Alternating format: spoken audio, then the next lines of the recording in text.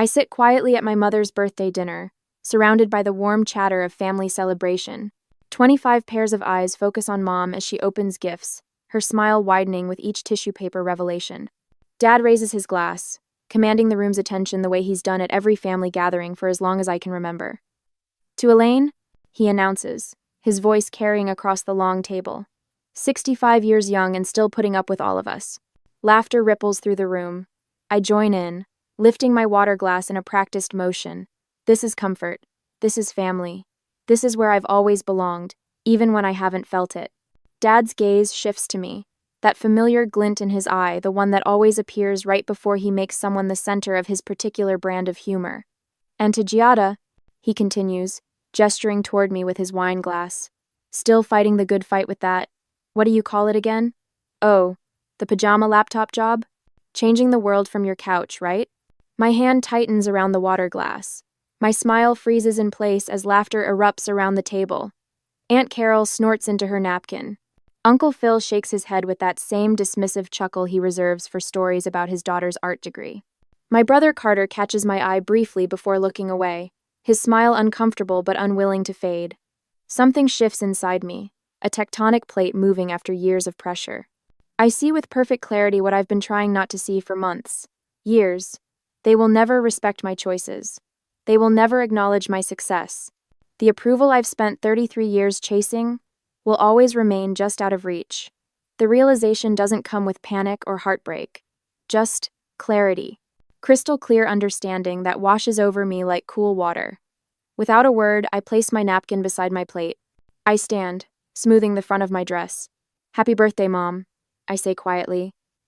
Then I walk away from the table, from the suddenly stunned silence behind me. 18 months earlier, I sat across from my father in his study, explaining my decision to leave my corporate media role. I need something more meaningful, I told him, outlining my plans for my own brand strategy consultancy. Sounds like a midlife crisis to me, he'd replied, not looking up from his newspaper. Bit early for that, though. The pattern was always the same at family gatherings. Carter's law firm promotions were celebrated with champagne. Lydia's work in hospital administration was doing something that matters. Miles's finance career was building something tangible. But my work? Always the punchline, always the afterthought. How's the little side business? They'd ask, as if I were selling homemade jam at farmers markets rather than rebuilding struggling companies' market positions. I kept showing up anyway, kept trying to earn a place at the table through quiet determination, through building something meaningful despite their lack of support. The barrage of texts begins before I reach my car. Carter, Dad was just kidding. Don't be so sensitive. Lydia, way to make Mom's birthday about you. Mom, please come back inside, sweetie. Don't ruin the evening. I drive home in silence, my phone buzzing on the passenger seat like an angry wasp. By morning, the messages have escalated to calls. By afternoon, the familiar knock on my apartment door. Mom stands there with Dad looming behind her, Carter hovering uncomfortably in the hallway. This has gone on long enough, Dad announces, already pushing past me into the apartment. You're dragging out the issue, and frankly, it's embarrassing. My hands are steady as I open the door wider, a deliberate action that feels nothing like the accommodation it resembles. You've never respected my work, I say, my voice quiet but firm. Not once in 18 months, not once in my entire life. I'd like you to leave now. Mom blinks rapidly, her mouth opening in protest. Dad's face reddens. Now listen here. Please leave, I repeat. They've always operated on a clear hierarchy. Dad leads, Mom enables, siblings follow the established pattern. For 33 years, I've been a reliable part of that machinery, the quiet one, the accommodating one, the one who maintains the peace. Now I'm risking my place in the family structure, watching their faces shift between shock and anger as they process this unexpected malfunction in the system. The emotional toll of years spent trying to fit their mold weighs on me as I close the door behind them. The steady corporate job I hated, showing up at every event with the right smile in place, ignoring every snide remark and dismissive joke. For the first time in my adult life, silence was my answer, and it spoke volumes. The ivory envelope sits on my kitchen counter like a landmine. Gold-embossed lettering announces Miles and Sophia's engagement celebration, the date highlighted in elegant calligraphy. 6 weeks have passed since I walked out of Mom's birthday dinner, and this invitation arrives without a hint of reconciliation, just my name and address, as if nothing happened. I trace my finger over the RSVP card. No, we miss you, or let's talk. Just a presumption I'll attend, wearing the appropriate smile and convenient amnesia about their behavior. Giada, we hope you can make it. Reads Miles's handwritten note at the bottom. Hope, not want or need. Just hope, conditional and distant. My phone buzzes with a text from Carter. You get the invite? Miles wants to know if you're coming. No mention of the standoff, the things said and unsaid. Just business as usual in the Moretti family sweep conflicts under the rug until the lumps become too large to ignore. I open Instagram, my thumb scrolling almost involuntarily. Mom's page displays a photo from last weekend, a family dinner I wasn't invited to. Dad, Carter, Lydia, Miles, and his fiancée Sophia gathered around a table laden with pasta and wine. The comments section reveals the punchline. Thankfully, no sensitive souls at this table tonight, Dad commented. 17 likes, including ones from my siblings. My stomach tightens as I scroll through more posts. Photos of family outings, inside jokes, celebrations continuing without pause. In their narrative, I'm simply the difficult daughter throwing a tantrum, expected to get over it and return to my assigned role. The realization lands like concrete in my chest. They see my absence as temporary, my boundaries as negotiable, my hurt as inconvenient. The laptop chimes with an incoming video call. Mom's name flashes on the screen, but the thumbnail shows everyone gathered in their living room. A family intervention disguised as reconciliation. Giada, honey, we've been trying to reach you. Mom's voice carries that familiar sing-song quality that emerges when she's trying to smooth over conflict. Dad leans into frame. Turn your camera on. We need to talk like adults. I click the camera icon, sitting straighter, an old reflex when facing family judgment. We need to clear the air before Miles's engagement party, Mom says, her smile strained at the edges. The whole family will be there.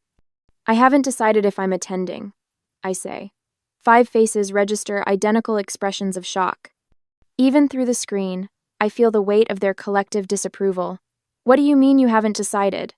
Miles pushes forward. It's my engagement party. I understand that, I begin, but Carter cuts me off.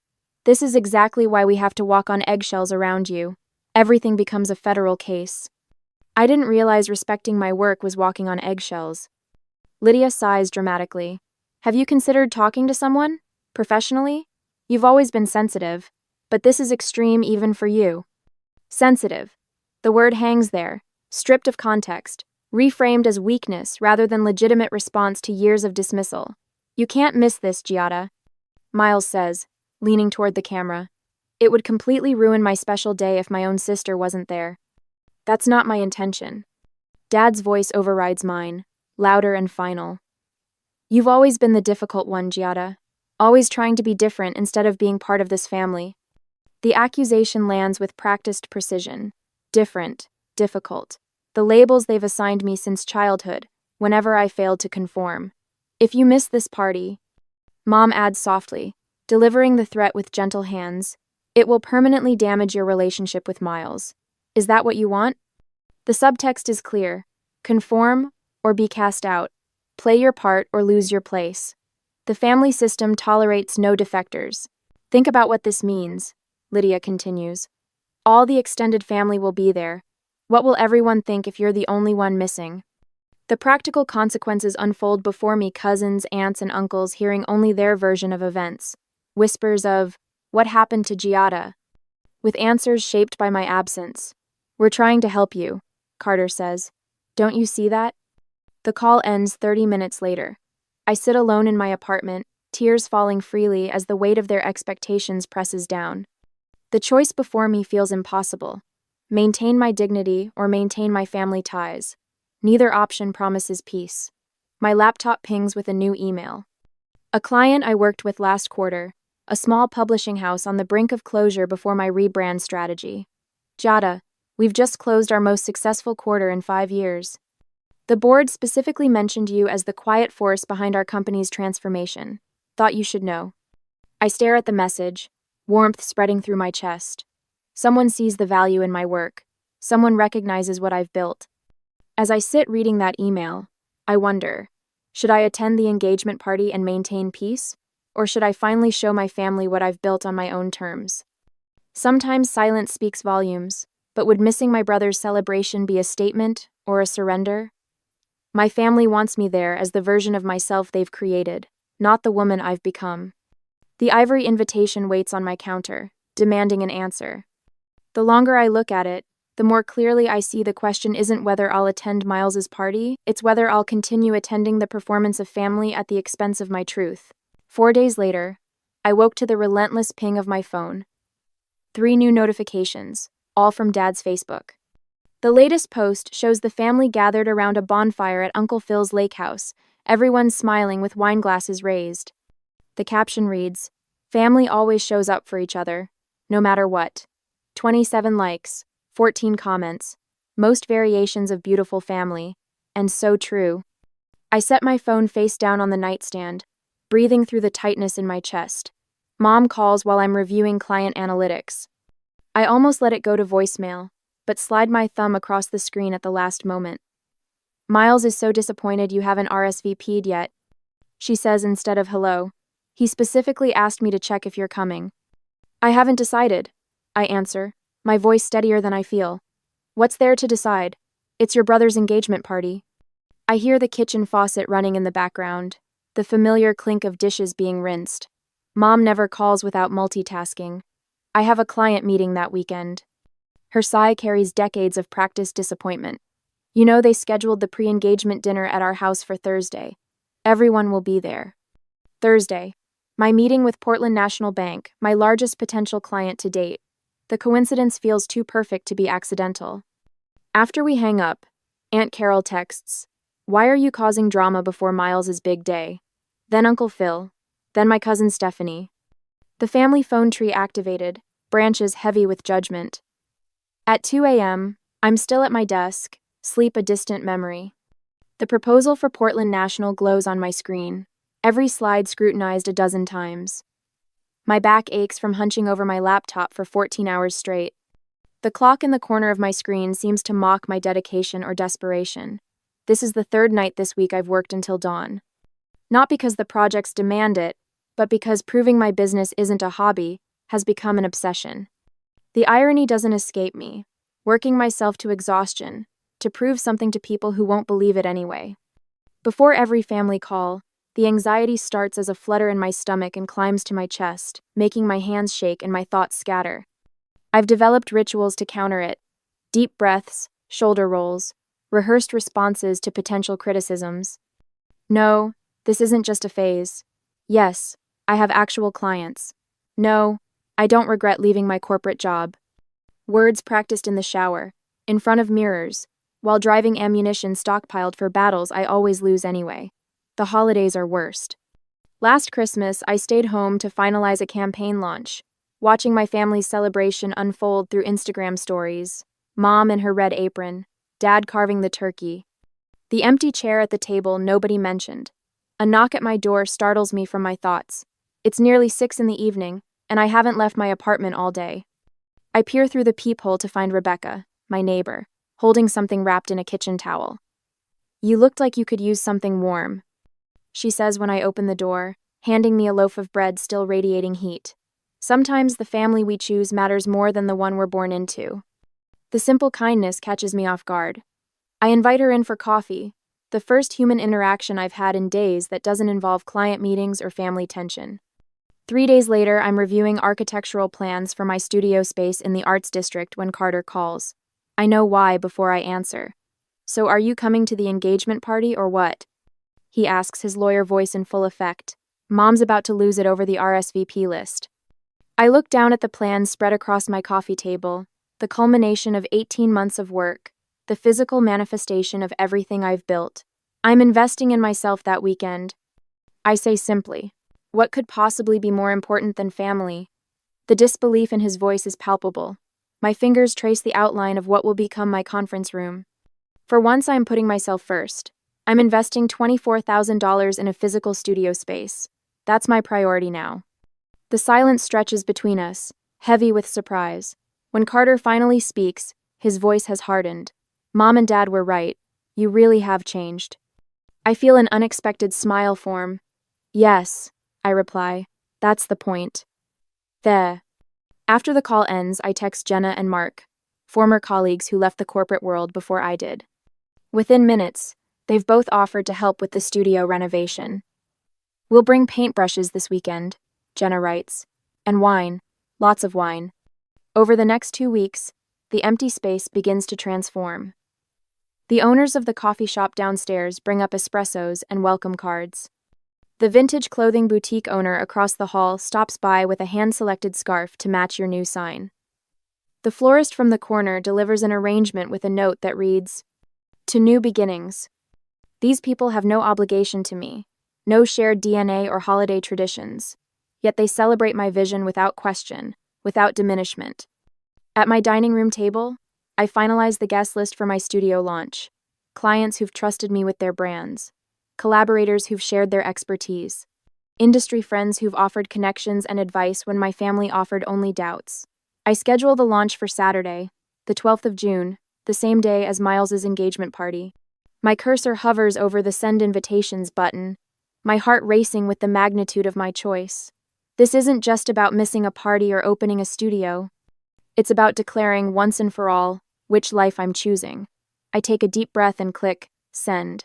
The morning light streams through the tall windows of my empty studio space, casting geometric patterns across the polished concrete floor. I check my watch, 6:17 a.m. I've been here since 4, methodically transforming this blank canvas into something real. I slide the heavy walnut desk into position, my fingers tracing its smooth edges. Each piece of furniture I've selected carries intention. The custom ergonomic chairs in soft charcoal fabric, the glass partitions that create distinct work areas while maintaining openness, the understated signage with my company name etched in a clean, confident font. Perfect alignment, I whisper, stepping back to assess the desk's position relative to the windows. The morning light will hit it just right, during client meetings professional, without being intimidating. I spend the next hour arranging client portfolios on the central table, each leather-bound folder containing evidence of businesses transformed, strategies implemented, success measured in real numbers. My fingers linger on the Peterson outdoor gear case study, my first major client after leaving the corporate world. The one my father had called a small-time operation not worth the effort. When the last portfolio is placed, I stand in the center of the room and take it all in. The space breathes with possibility, professional, elegant, undeniably successful. For the first time since walking out of my mother's birthday dinner, I feel something close to peace. So this is why you're missing Miles's party? For work? I turn to find Lydia standing in the doorway, her expression hovering between annoyance and reluctant admiration. I hadn't invited family, yet here she is in her designer blazer and perfect makeup, uninvited and unexpected. The launch has been planned for months. I answer simply, watching her eyes travel around the space, tallying its worth. Miles is devastated, you know. An engagement only happens once. Her voice carries the practiced guilt I've heard all my life. But something's different now, we're on my territory. Not gathered around our parents' dining table. Before I can respond, Jake Peterson himself approaches from the refreshment table, champagne flute in hand. Giada, I was just telling the Chronicle reporter how your rebranding strategy boosted our Q2 sales by 38%.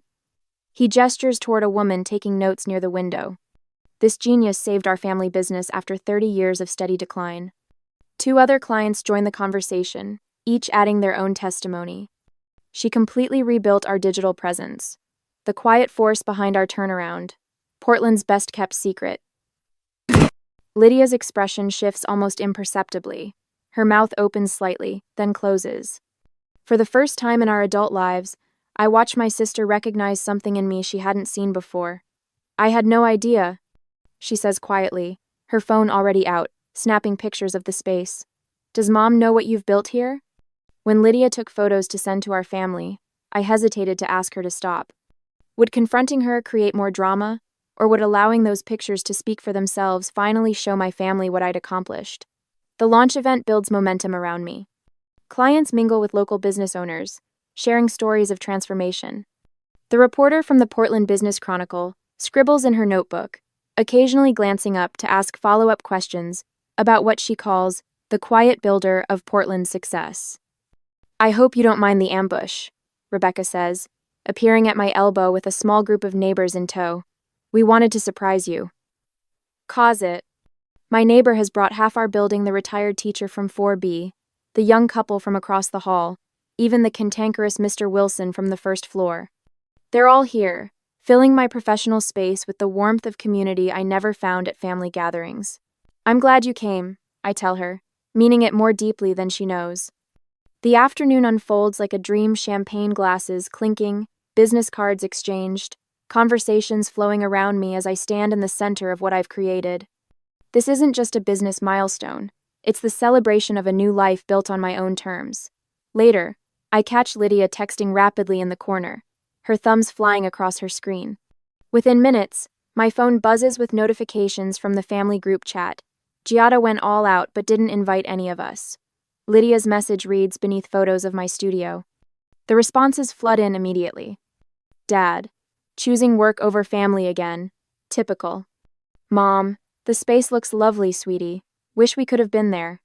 Carter, that's actually really impressive. Nice work, G.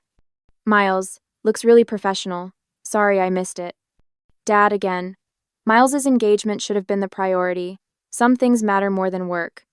The mixed messages continue, contradictions filling my screen, criticism of my priorities alongside reluctant admiration for what I've built. For the first time, I see cracks forming in their united front. My phone buzzes with a private text from Miles. The studio looks really professional. Congrats. I slide the phone back into my pocket without responding and rejoin my guests. The validation I spent years seeking from my family feels strangely hollow compared to the reality I've built around me. Clients who value my work, neighbors who show up unasked, a reporter who sees my success as worthy of coverage. The studio launch isn't just a business milestone. It's the first day of the rest of my life. A day later, my phone buzzes with the 7th text message in an hour. I turn it face down on my desk, refusing to let the steady stream of family communications distract me from organizing client files. The launch event was a success beyond my expectations, but apparently my absence from Miles's engagement party has triggered a family crisis. When I finally check my messages during lunch, they form a predictable pattern of guilt and manipulation. Martin, you had an event last night. Would have been nice to invite family. I breathe slowly through my nose, recognizing the passive-aggressive tactic. My father knows exactly why I didn't invite them, the same reason he never invited me to his retirement celebrations after I left the corporate world. Next comes Mom's voicemail, her voice wavering between hurt and accusation. Miles was hurt you chose a work party over family. We raised you better than this, Giada. The most telling messages come from my siblings. Their nearly identical wording reveals the family coordination happening behind the scenes. Carter, you need to apologize to Miles. He's really upset. Lydia, an apology would go a long way right now. Miles, I expected more from you. A simple apology is all it would take. The final blow arrives just before I close my office for the evening. Dad's ultimatum wrapped in family concern. Your continued disrespect may result in us having to exclude you from future gatherings until you show proper remorse. This isn't what families do to each other. I place my phone in my desk drawer without responding and drive home with the windows down, letting the air clear my thoughts. Morning light streams through my apartment windows as I sip coffee and scroll through local news on my tablet the next day. A headline catches my eye. Portland's quiet powerhouse, how Giada Moretti is transforming local businesses. The article features photos from the launch, quotes from clients, and a detailed profile of my consulting approach. My phone chimes with notifications, a flood of new inquiries from potential clients who read the feature. 3 requests for consultations, 2 partnership proposals, and an invitation to speak at a local business leadership forum next month. Walking into my studio feels different today. My heels click with purpose against the hardwood floors. The smell of fresh paint mingles with coffee as my first client arrives for a morning meeting. They bring a colleague interested in our services, and I guide them through a presentation with steady hands and clear voice. During a brief break, I pull up the family group chat on my phone. Rather than crafting the apologetic explanation they're waiting for, I simply paste the link to the article with no comment. Then I silence notifications and return to my clients. The silence that was once my refuge from confrontation has transformed into something else entirely. A boundary, a statement, a choice. 2 months later, I stand backstage at the Portland Business Leadership Forum, reviewing my notes for the panel discussion. The topic: Building Success Without Traditional Support Systems. My segment focuses on creating professional momentum when family validation isn't available, a subject I know intimately. As I step onto the stage, scanning the audience out of habit, I freeze momentarily. 6 rows back sits my father, his posture stiff and expression unreadable. Our eyes meet briefly before I look away, my heart hammering against my ribs. I have no idea why he's here, or who connected him to this event. The moderator introduces me, and muscle memory carries me forward. I speak clearly about strategic planning, client relationships, and building community connections when family resources aren't available.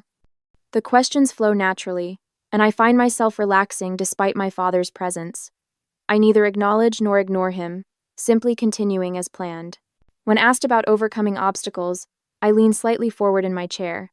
The hardest part wasn't creating the business, I say.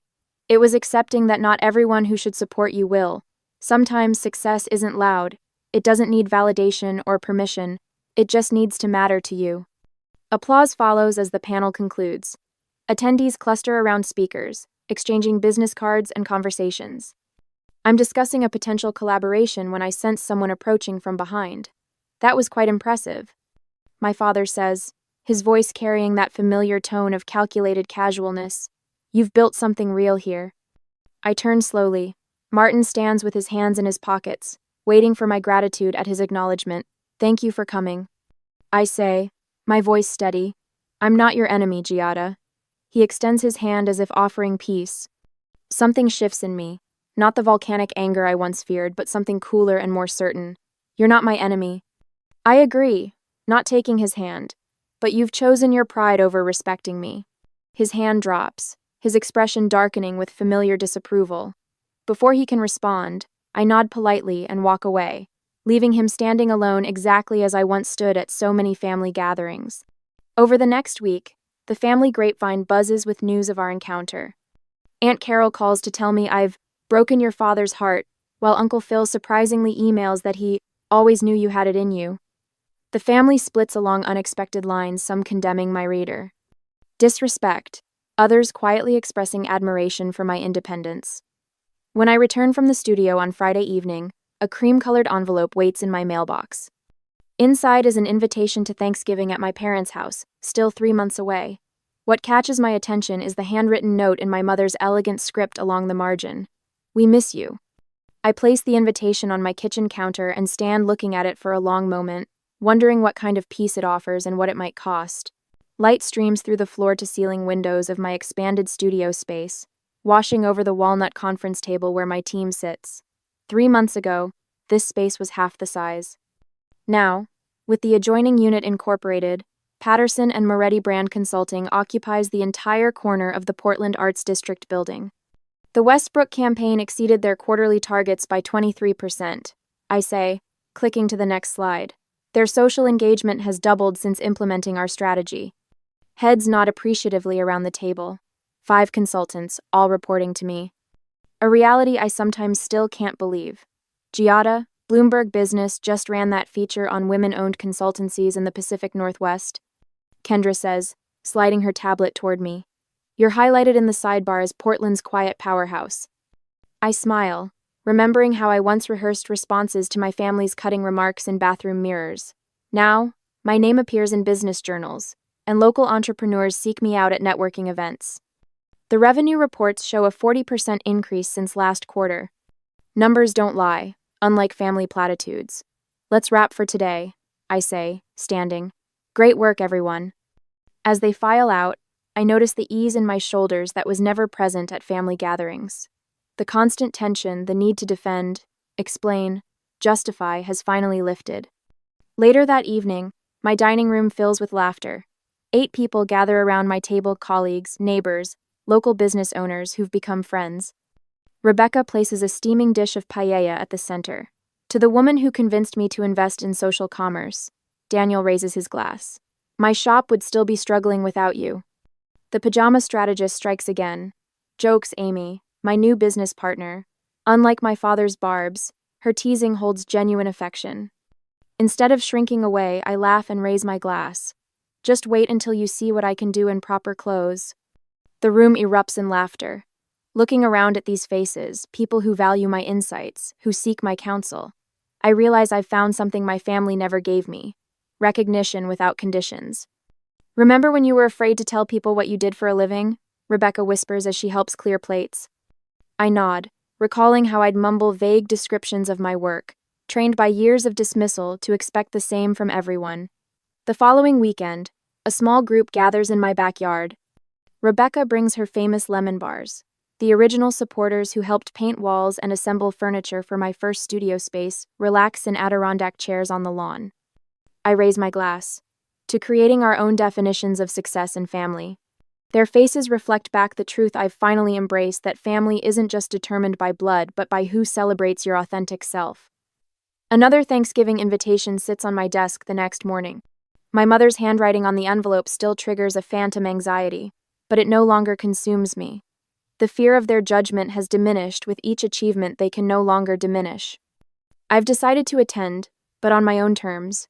I'll bring my portfolio, not defensively, not seeking validation, but as a matter of fact. This is who I am. This is what I've built. The lightness I feel is unfamiliar but welcome.